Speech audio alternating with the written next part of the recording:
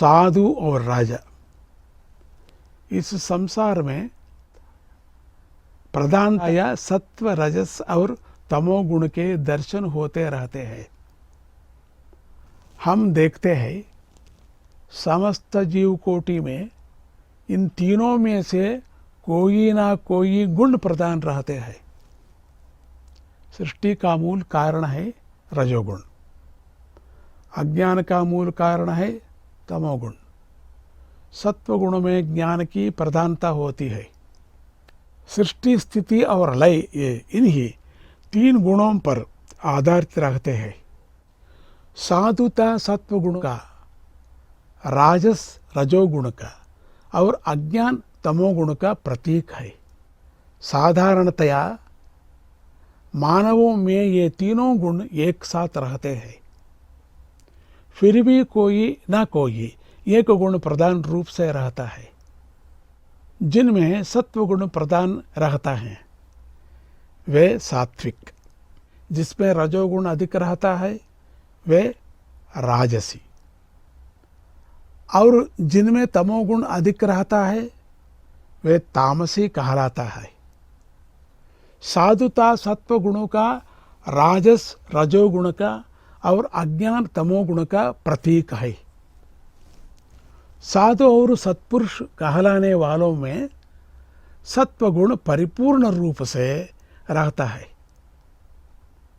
राज्यों पर शासन करने वालों और दूसरों पर अधिकार चलाने वालों में रजोगुण अधिक रहता है। रजोगुण प्रधान लोग साधारणतया अहंकार और काम क्रोध आदि से युक्त रहते हैं। साधु जन तो सत्वगुण को ही ग्रहण करते हैं। वे इंद्रिय निग्रह से युक्त रहते हैं, इसलिए वे सांसारिक विषयों की और आकृष्ट नहीं होते। ऐसी लोगों के सभी कार्य ज्ञान का ही प्रबोधन करते हैं। आत्मैव ज्योति सर्वेषाम, समस्त जीवकोटि में प्रकाशमान रहने वाली ज्योति आत्मा एक ही है।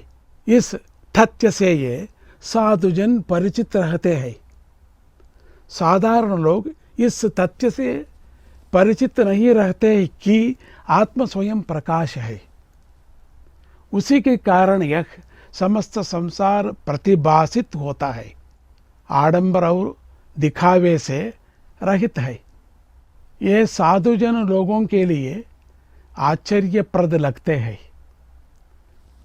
एक समय में उत्तर भारत में एक साधु रहते थे। वह सदा नदी के किनारों पर विहार करते रहते थे।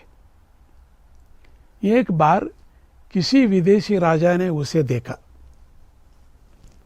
साधु के आचरण से राजा आश्चर्यचकित रह गए।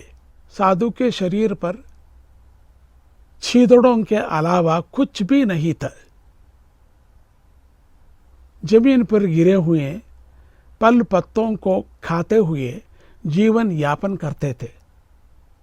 अव्यवस्थित रूप से बढ़ी हुई दाढ़ी, मूंछ और सिर के बालों के कारण वह घृणास्पद लग रहा था। उसे देखते ही राजा के मन में दया का भाव पैदा हुआ।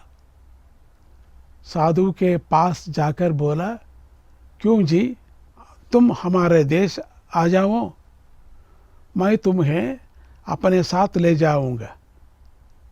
तुमको मन चाहे आहार वस्त्र दूंगा, रहने के लिए अच्छा मकान भी दिलाऊंगा, सभी तरह की सुविधाएं प्रदान करूंगा, मैं करूंगा। राजा की बातों का साधु महापुरुष पर कोई प्रभाव नहीं पड़ा। उसके मन में किसी प्रकार की लालच पैदा नहीं हुआ। उसने मुस्कुराते हुए कहा कि राजन, मैं यहाँ बड़े आनंद के साथ जीवन बिता रहा हूँ। शांति और सुख की कोई कमी नहीं है।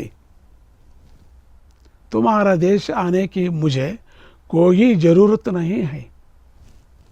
साधु की बातों से राजा के अहंकार को ठेस लगी।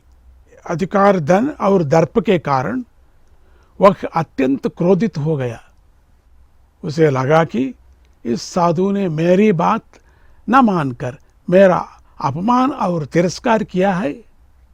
उसने तलवार खींचकर कहा कि यह देखो, मैं तुम्हारे 2 टुकड़े कर दूंगा। साधु किंचन मात्र भी विचलित नहीं हुआ। प्रसन्नता से ये बोला, राजा ठीक है, अपनी इच्छा के अनुसार मुझे मार डालो, लेकिन मैं तो एक शरीर नहीं हूं। इस शरीर से अलग जो आत्मा है उसे तुम मार नहीं सकते। वह आनंद स्वरूप नित्य और सत्य है। मैं इस अनुभूति के कारण आत्मा से अभिन्न रहता हूं। आत्मा की शक्ति को तुम नहीं जानते। आत्मा को तुम जीत नहीं सकते। एक शक्ति तुम्हें तुम्हारी तलवार में और आंखों को दिखाई पड़ने वाली प्रत्येक वस्तु में परिव्याप्त है। तुम भी वही हो, उसे भिन्न नहीं हो, तब तुम कैसे मार सकते हो? ऐसा कहते समय साधु की योग शक्ति के कारण राजा का उठा हुआ हाथ पधरा गया। लाख कोशिश करने पर भी राजा अपने हाथ को हिला नहीं सका। सात्विक भाव से संपन्न साधु की शक्ति से परिचित होकर राजा के मन में पश्चाताप हुआ। उसने साधु से क्षमा याचना की। साधु ने उसे अनुग्रहित किया। देखा ना, ज्ञान संपन्न साधु की शक्ति के समक्ष काम क्रोध से युक्त राजसी गुण पराजित हो गया। कितनी अच्छा है ये उदाहरण कथा।